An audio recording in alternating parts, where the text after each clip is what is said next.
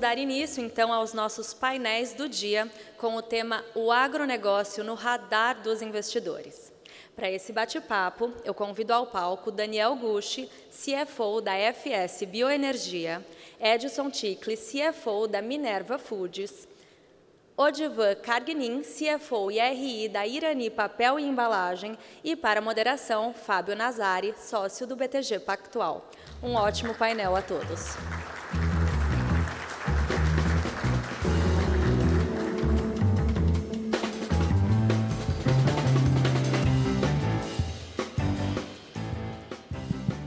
Bom dia, gente.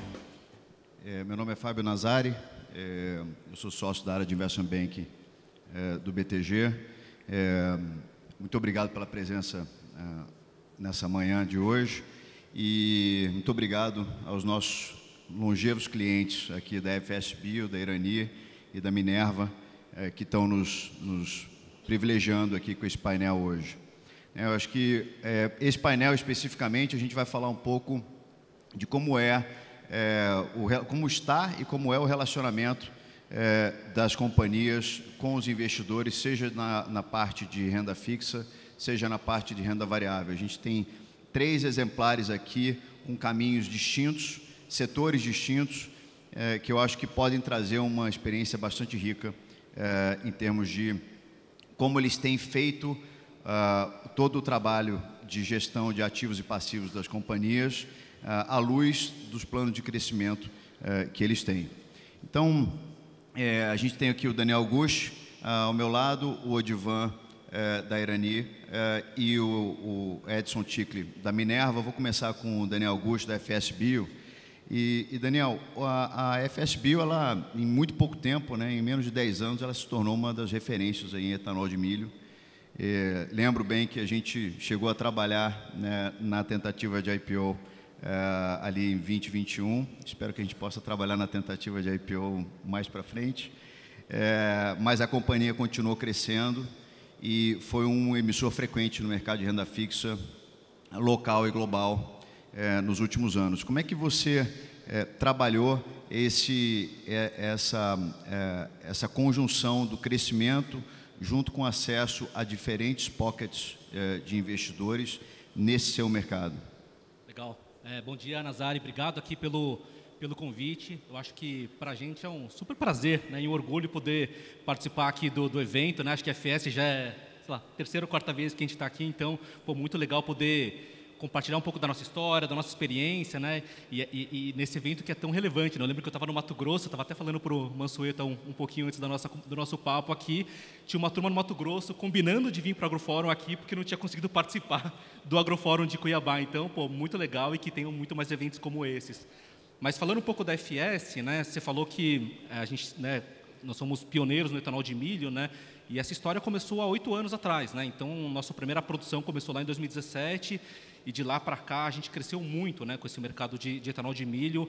A gente divulgou resultados anteontem, segunda-feira, resultados de junho, e a companhia faturando quase 11 bilhões de reais. A gente fez 3 bi de EBITDA nos últimos 12 meses, então ela vem crescendo bastante desde o início lá em 2017. Você até falou um pouquinho do nossa tentativa de IPO, A gente estava naquela janela louca, de 2020 para 2021, então a FS era uma das companhias que estava também na tentativa de fazer o IPO, e de lá para cá muita coisa mudou, Eu lembro que o nosso objetivo era levantar um dinheiro primário para construir a nossa 3ª planta lá no Mato Grosso, aí a janela fechou. E de lá para cá a gente não só conseguiu acessar o mercado de crédito para construir a 3ª planta, a planta está operando desde maio de 23 e a gente acabou de anunciar, algumas semanas atrás, a nossa 4ª planta, que está toda já fundeada, com garantida. Então, a gente conseguiu, como você bem falou, acessando diferentes bolsos, crescer no mercado de capitais, tanto aqui no Brasil quanto lá fora, e conseguiu crescer acessando esses bolsos e garantir o crescimento da companhia. Então, acho que foi bem importante um pouco desse crescimento junto da companhia ao nosso acesso aqui no mercado de renda fixa. Maravilha. Trazendo aqui mais para o Odivan, que fez um caminho, quer dizer, a Irani já é uma empresa listada há muitos anos, originalmente, né, do setor de papel e celulose, mas, na verdade, é uma empresa de embalagens, né, que tem uma conexão muito grande com o setor de consumo, e a gente teve o privilégio de liderar o que a gente chama do re-IPO da companhia em 2020, se eu não estou errado, e eu acho que ali a empresa ela mudou de patamar, seja de liquidez, seja de capitalização global, vamos dizer assim, né, tanto de equity quanto de acesso à dívida, e é um dos top performers daquele vintage, né, foi um vintage difícil, e hoje vocês estão aí praticamente o dobro de market cap que se foi feita a transação lá atrás. Conta um pouco do que foi esse caminho recente numa companhia que hoje tem um nível de visibilidade completamente diferente do que se tinha até fazer aquela operação. Sim. Bom, bom dia, Nazário, bom dia a todos.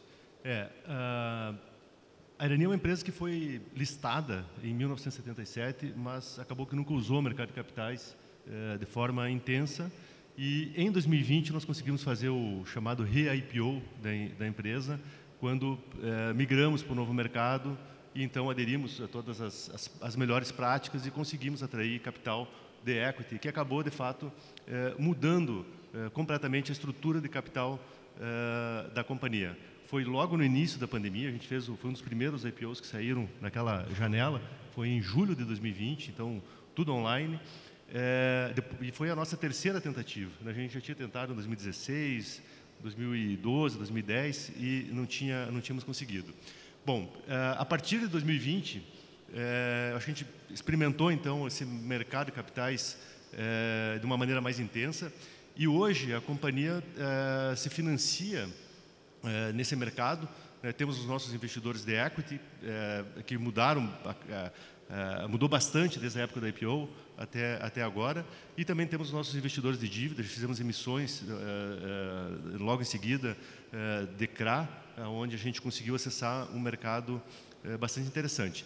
No nosso caso, a Irani é uma small cap, né? Então nós estamos listados no novo mercado, estamos nos índices do ISE, do ICO2, a gente cuida muito dessa parte da reputação da empresa e da exposição da empresa, que representa de fato o que é o nosso core business e o que é a nossa forma de fazer gestão.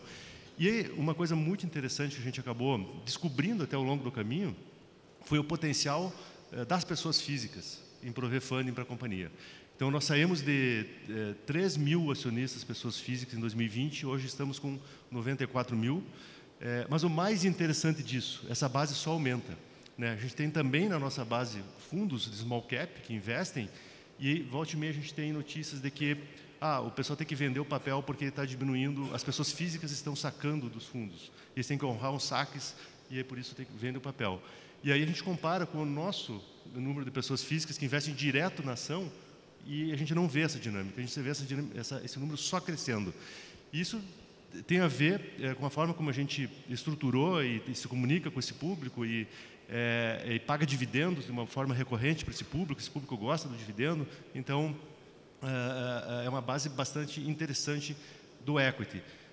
E o mais interessante ainda é que na emissão do CRA também teve um oversubscription na emissão muito grande, porque as pessoas físicas, obviamente buscando isenção, compraram o CRA. Nós não temos acesso exatamente no nome das pessoas físicas da emissão, por conta das restrições que emite é a securitizadora, mas a gente conseguiu fazer algumas contas e notou que no CRA teve mais de 10 mil investidores, pessoas físicas, e muitos deles eram investidores do equity, que já conheciam a companhia. Então, hoje, a gente cuida muito dessa estrutura, porque a gente sabe que num eventual follow-on que tem que fazer, ou numa nova emissão de dívida, essas pessoas físicas, elas serão o provedor de capital importante para a companhia. Que aí, somando com as demais linhas de BNDES, FINEP, enfim, todas as linhas que você tem disponível, garantem o funding que a gente precisa para os passos futuros de crescimento da empresa. Maravilha. Essa polinização é muito importante. Depois que a companhia tem um grau de visibilidade, né, você consegue ter isso tanto na renda fixa quanto no equity, né? Mas, Edson, no seu caso da Minerva, né, que fez movimentos aí, aquisitivos importantes nos últimos tempos, foi um tremendo emissor de dívida e equity, né, no mercado local, no mercado internacional, e fez uma capitalização agora que foi super bem sucedida, de 2 bilhões de reais, integralmente subscrita pela base acionária. Acessou o mercado de dívida lá fora com uma operação bastante grande, né, $1 bilhão aproximadamente. O setor de proteína é um setor muito grande, globalizado e super penetrado por investidores. O que são os temas que você percebe hoje, especialmente no investidor estrangeiro, no seu equity e também nos seus títulos de dívida, sendo os temas mais relevantes para que a gente possa dividir com a plateia aqui? Bom dia, Nazar, e bom dia a todos. Hoje, sem dúvida nenhuma, o principal tema que a gente discute é o tarifaço, o tarifaço do Trump, o impacto que isso tem tido no setor, especialmente numa companhia exportadora como é a Minerva. A gente exporta hoje para mais de 100 países, 70% da nossa receita vem de exportação. Então, o primeiro tema de discussão é o tarifaço. Essa tarifa de 50% imposta para o Brasil, lembrando que carne bovina, a gente tem uma cota, a gente participa de uma cota que ela é servida normalmente no primeiro mês do ano, em que você não paga nada de tarifa. A partir dessa cota, você tinha uma tarifa de 26%, e agora você tem mais 50% em cima dos 26%. Então, portanto, você praticamente inviabilizou a exportação de carne bovina do Brasil para os Estados Unidos. Isso, obviamente, é o maior debate que a gente tem com os investidores. A Minerva, como uma empresa que não está só no Brasil, mas ela está diversificada geograficamente na América do Sul, a gente acaba tendo um efeito, eu vou dizer, neutro em relação a essas tarifas, porque a gente tem a capacidade de transferir os volumes que seriam exportados do Brasil para países como Argentina, Paraguai e Uruguai. E a Argentina até é um capítulo à parte, diferente do Brasil. A Argentina é uma relação muito próxima e muito boa com os Estados Unidos. Quer dizer, na margem pode ser que até melhore em função das relações comerciais da Argentina e Estados Unidos. Então, o impacto para nós, ele é praticamente neutro. A gente tem uma capacidade, uma flexibilidade operacional muito grande, que nos permite tirar os volumes do Brasil que iam para os Estados Unidos e ir para outros mercados, China, Chile, Oriente Médio e Europa, e os volumes que eram feitos de Argentina, Paraguai e Uruguai para esses mercados, agora acabam sendo concentrados nos Estados Unidos. Então, o primeiro tema é o tema do tarifaço, como é que isso impacta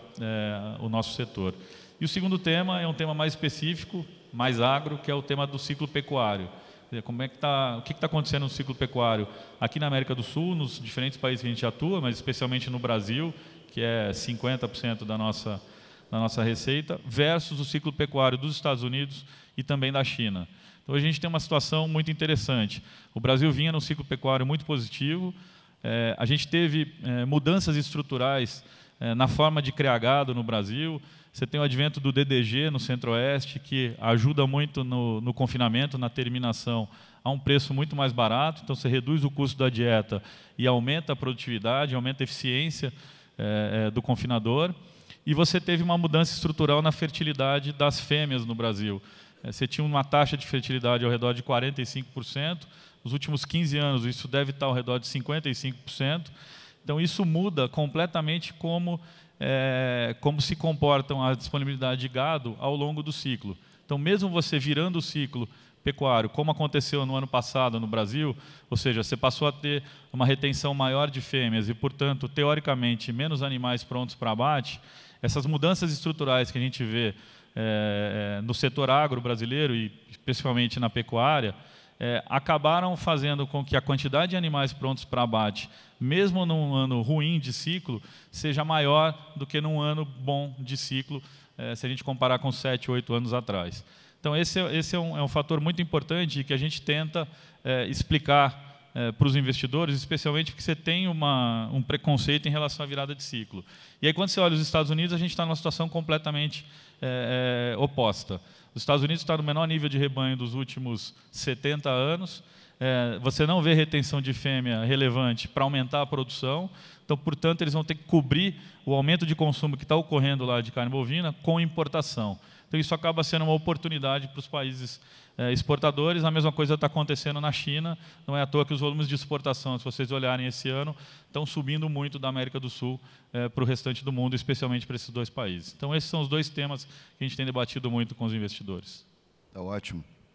Aí, trazendo aqui de volta para o Gush, a sua indústria é uma indústria relativamente nova, né, aqui no Brasil. né? E é surpreendente uma empresa de 8 anos de idade fazer 3 bilhões de reais de EBITDA nos últimos 12 meses. Então, acho que teve um trabalho grande de educação dos investidores, né, para entender a dinâmica da indústria, os KPIs, nível de retorno. Como é que você trabalhou a governança junto aos seus investidores em diferentes bolsos, né? Quer dizer, tem alguma coisa que impacta mais o gringo, outra que impacta mais o local? Onde é que você viu assim um mapa de calor, onde eram pontos mais relevantes para você deixar as coisas claras e continuar educando o investidor? Não, acho que essa é uma ótima pergunta, né? E acho que, diferentemente aqui dos meus colegas, a FS é uma empresa de capital fechado, né? Então, além de ser uma indústria nova, tem muita pouca informação de mercado sobre essa indústria, né? Então, eu acho que talvez o segredo do nosso sucesso ao longo desse tempo foi justamente fazer... a gente age como uma empresa de capital aberto, né? Ou seja, nós temos DFs trimestrais, auditadas, a gente faz conference calls com o mercado todo trimestre, foi ontem até o nosso de junho. Então, a gente tem uma transparência nos números, né? E uma abertura, né? Uma área de RI, tesouraria, que está sempre aberta a receber, né, investidores, tanto gringos quanto locais, né? Então, para a gente conseguir fazer esse education ao longo do tempo, explicando o que é o etanol de milho, qual que é a diferença de milho versus etanol de cana, como é que funciona a dinâmica, o impacto do DDG, né, no nosso, que é um coproduto importante nosso, acho que foi super importante, né?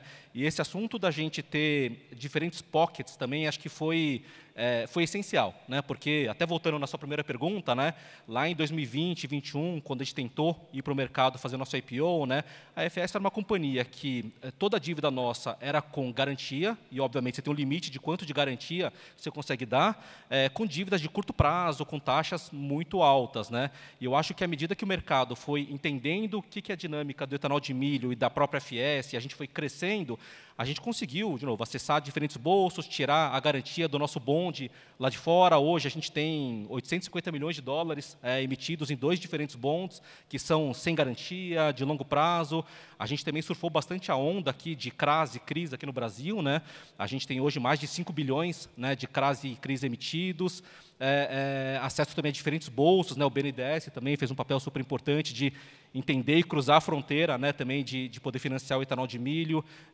Então, a gente poder, né, navegar entre mercado offshore com o mercado aqui no Brasil, seja CRA, CRI, debentures, e também os nossos bilaterais, foram importantes para a gente conseguir até fazer arbitragens, né? Teve vários momentos do tempo que a gente falou, putz, o mercado de CRA aqui está muito tomador, vamos recomprar um pouco do nosso bonde, porque eu consigo fazer uma arbitragem boa de taxas.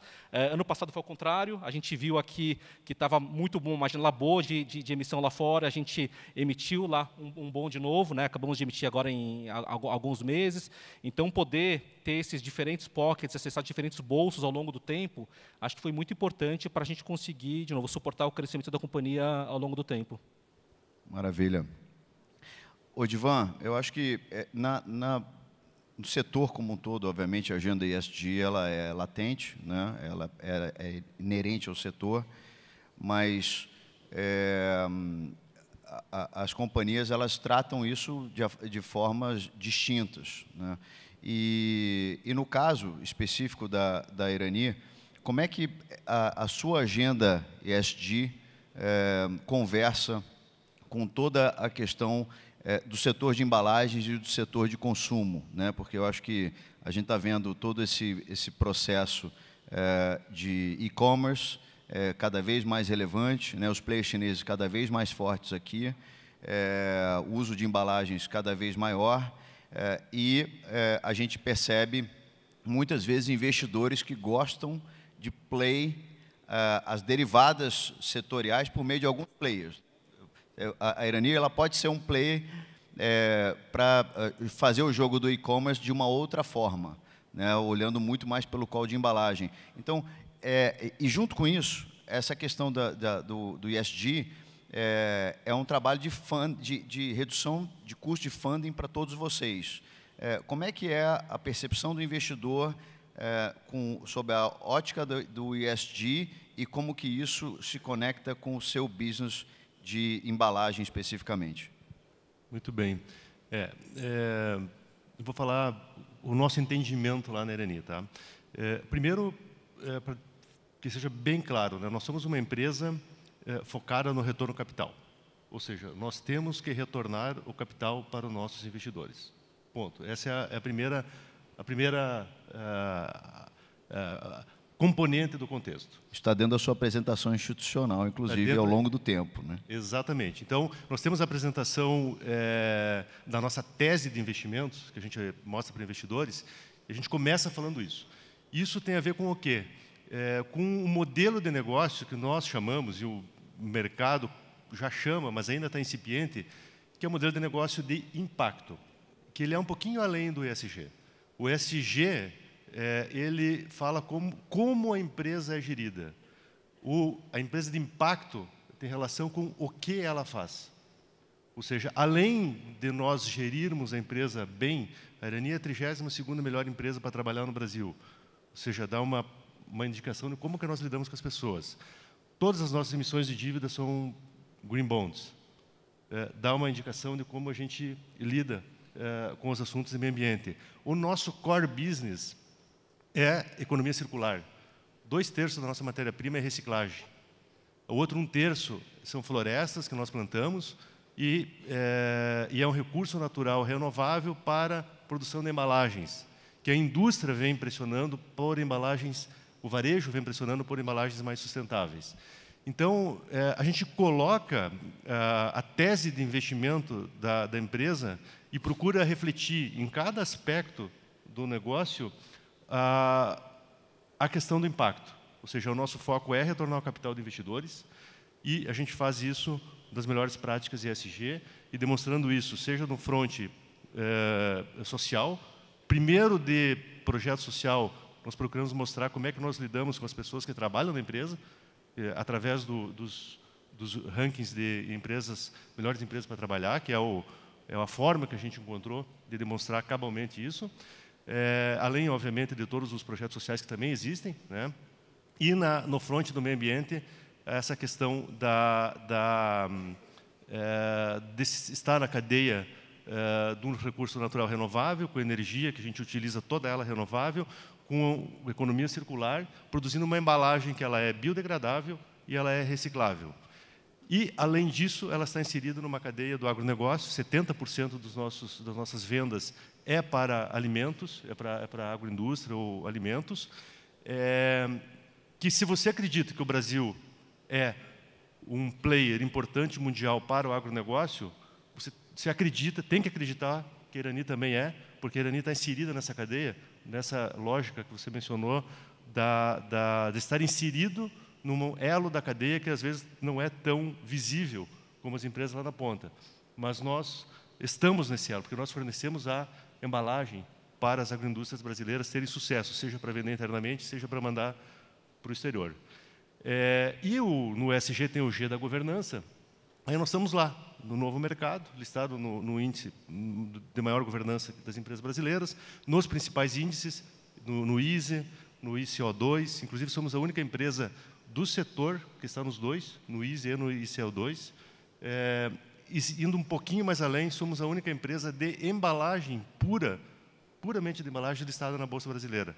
Você não tem nenhuma outra. Tem nos Estados Unidos, tem na Europa, mas no Brasil a Irani é a única empresa que, para o investidor que quer estar exposto unicamente à dinâmica do setor de embalagem, a única opção é comprar a Rani 3, que é o nosso papel. Perfeito, obrigado.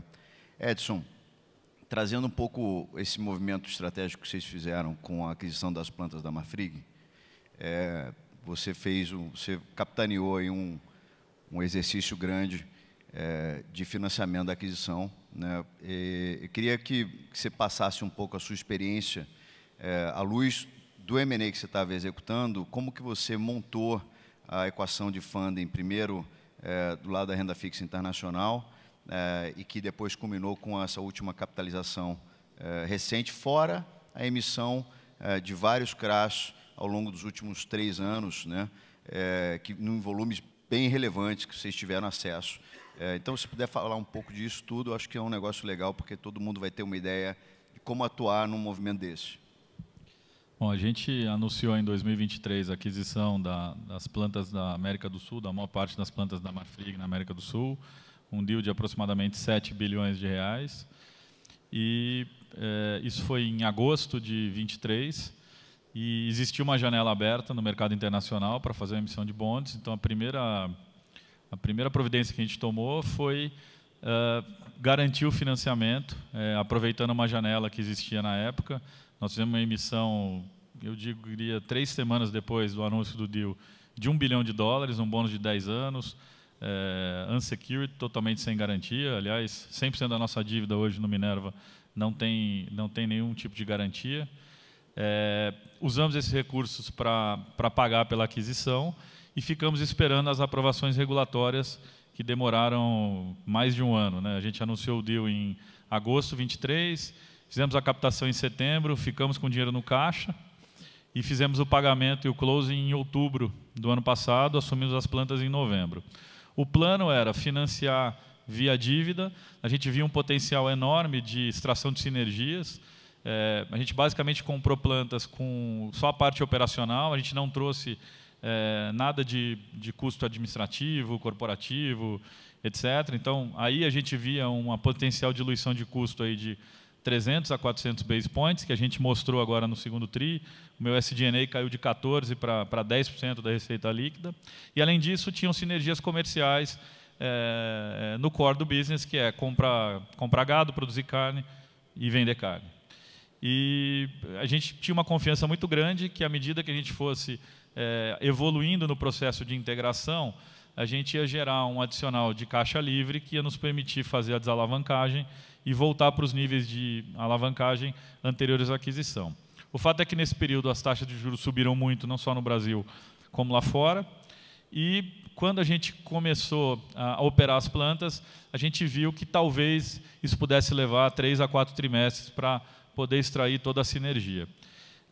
Decidimos, portanto, olhando o nível de custo financeiro nosso e o nível de diluição que a gente traria para a base, a gente chegou numa situação que é uma situação não muito comum, em que, como você está com uma empresa alavancada e grande parte do teu EBITDA, do teu resultado, está indo para pagar a despesa financeira, existe um ponto em que você aumenta a diluição, mas o que você aumenta de lucro líquido, ele mais do que compensa a diluição. Portanto, captar dinheiro via equity para pagar a dívida era accretive para toda a base de acionistas. E aí a gente decidiu... Que é contraintuitivo, né? Mas nessas condições de juros... Exato, mas com uma taxa de juros base de 15%, se você tem, sei lá, 60% do teu lucro líquido, do teu EBITDA indo para a despesa financeira, qualquer desalavancagem que você faz na margem, ela aumenta mais do que proporcional o lucro por ação. E aí, nesse sentido, a gente decidiu fazer um aumento de capital privado, numa situação complicada para equities, mas a gente conseguiu ter 100% de adesão, levantamos 2 bilhões de reais, fizemos uma operação um pouco diferente, e que, para incentivar a base, a gente deu um warrant, né, uma opção de compra de ações no mesmo valor daqui a 3 anos. E isso, se tudo correr bem, isso vai garantir mais 1 bilhão de reais. A proporção foi 2:1, na vantagem que a gente estava oferecendo. Então, a gente tem mais 1 bilhão de reais garantido para entrar nos próximos 3 anos. A operação foi um sucesso, como você disse, 100% de adesão na base, usamos recursos para pagar a dívida, e aí o pagamento de dívida foi recompra de bonds no mercado internacional, com abertura de taxa, os bonds começaram a operar com 10%, 15% de desconto, então recomprar bond era muito mais barato, ou trazia muito mais valor do que eventualmente pagar a dívida bancária ou resgatar CRAs. Então, essa foi a equação que a gente montou. E as operações de CRAs que a gente fez no mercado local, nos últimos 12 meses, a gente emitiu quase 7 bilhões de reais. Nos últimos 90 dias, a gente fez 4,5 bi de CRA. Esse dinheiro todo está sendo usado para refinanciar a dívida. Então, eu estou refinanciando dívida de curto prazo, jogando para o longo prazo, num spread muito menor, né? A gente está fazendo CRA de 10 anos, com a CDI mais 0,80, 0,90. Quer dizer, é um prêmio que você nunca imaginava que você conseguiria ter no Brasil, especialmente captando poupança de longo prazo dos investidores. Então, a estratégia foi financiar com dívida, mercado internacional, porque você consegue, de uma vez só, ter um volume muito grande, quer dizer, 10 anos, $1 bilhão de uma vez só. Depois, fazer a desalavancagem através de geração de caixa livre e uma oportunidade com aumento de capital, e as operações de CRA a gente vai usando para fazer o refinanciamento de curto prazo. Perfeito. Eu acho que isso mostra um pouco o que é a riqueza de você ter fontes diversificadas de funding, tanto de equity quanto de dívida, né?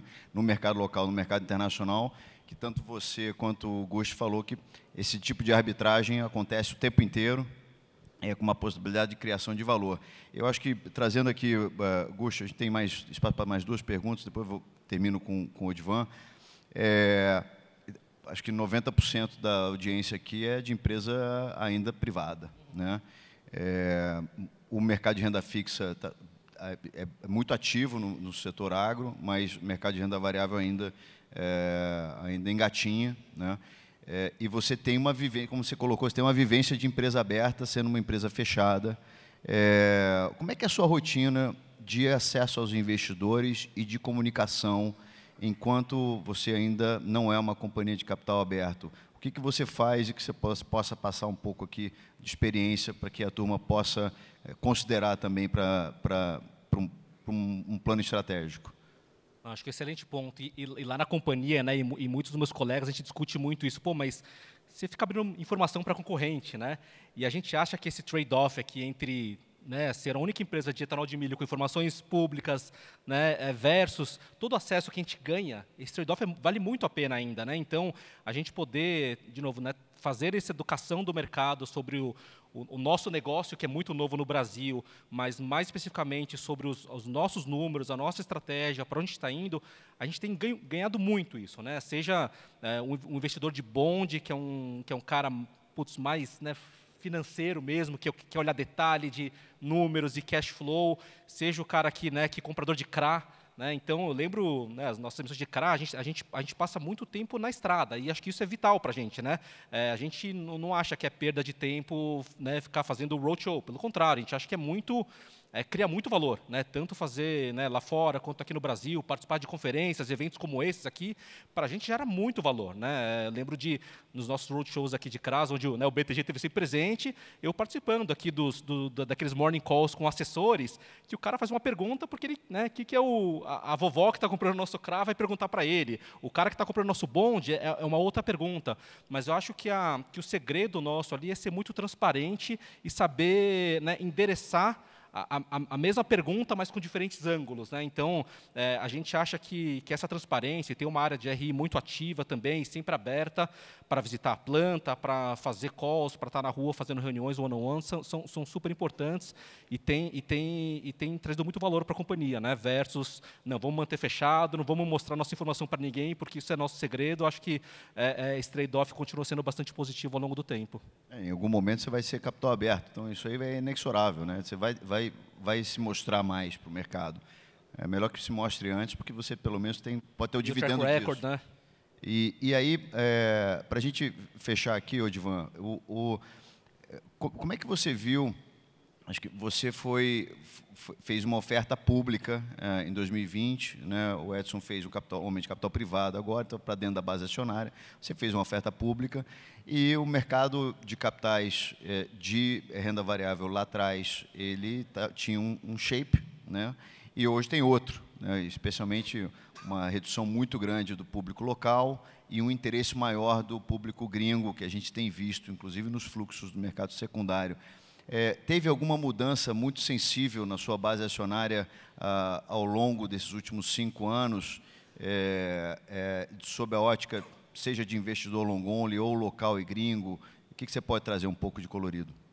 Sim, mudou muito desde a época lá do IPO. Eu diria que os investidores que entraram em julho de 2020 no IPO, hoje praticamente todos já saíram ou saíram e voltaram, né?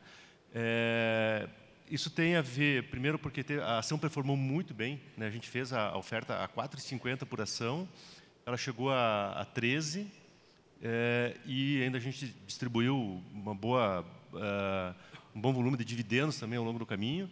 Então, muitos aproveitaram para realizar o lucro e acabaram saindo quando a ação chegou a 9, 10, 12, né? Acabaram saindo. O percentual de investidores estrangeiros ele diminuiu da nossa base em relação ao que tinha lá na oferta aqui, daqueles que entraram, comparando com hoje. Ele caiu, ele chegou a ser 20% do capital do free float e hoje está a menos de 10%. né? Então, ele caiu bastante. A gente tem notado mais interesse agora recentemente, pedidos de reunião, ou seja, a turma querendo entender o business, querendo voltar. A gente tem percebido esse movimento, mas ainda não efetivamente a compra, né?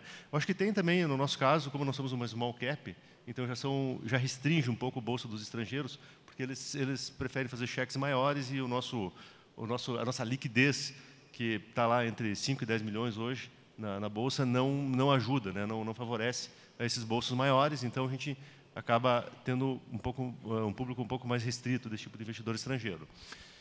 Mas o que eu comentei antes, né, a grande surpresa foram as pessoas físicas. Varejo. O varejo, né? O varejo veio e ficou e está ali firme e aumentando a posição. Então, a gente tem notado a força da pessoa física, né, para sustentar a base acionária. Tanto é que a ação hoje está R$ 8,00, então, mesmo com toda a queda que teve, em termos de múltiplo, está 6 vezes EBITDA na Bolsa, chegou a 7 e pouco. Então, não chegou a amassar tanto o papel, mesmo num período, e eu diria assim que ela está perto do low. Está 8, ela chegou a 7,50 no low. Que tem a ver com toda essa dinâmica de Brasil. Então, eu acho que a pessoa física tem sustentado muito o preço, né? Claro, a gente também tem programas de recompra em andamento, e tem recomprado muito papel, aproveitado para recomprar, né? Também isso acaba, de alguma maneira, influenciando. Mas a base ela fica mudando, né? Eu acho que o desafio nosso é ficar entendendo essa base mudando e adaptar a comunicação e deixar esse público munido de informações o suficiente, né? E a pessoa física ela tem uma característica diferente, né?